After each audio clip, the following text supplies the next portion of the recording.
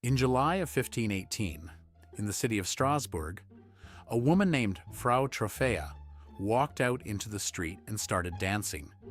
No music, no celebration. She simply started dancing, and she could not stop. She danced through the afternoon. She danced into the night. By the next morning, she was still going, feet bleeding, body exhausted, and she kept dancing anyway. Within a week, dozens of other people had joined her, not dancing with her in celebration, dancing beside her, involuntarily, in the same uncontrollable state. Nobody could explain why.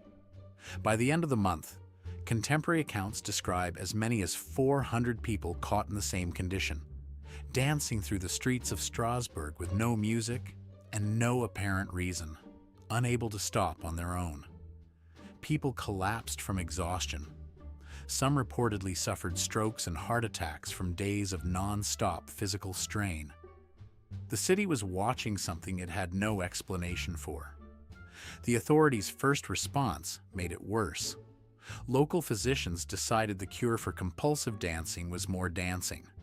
The city built a wooden stage. They hired musicians. They believed if the afflicted danced it out of their systems, the mania would end. It didn't end. It spread faster. More music, more open space to dance in, and more people joined the outbreak instead of recovering from it. Eventually, the city changed its approach completely.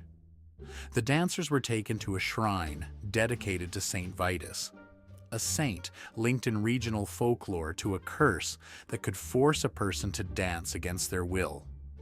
They were given red shoes, blessed, and led through specific rituals. After that, historical records say the mania finally began to fade. Whether it was the ritual itself, the shift away from music and open dancing, or simply time, the outbreak that had gripped the city for weeks eventually ended.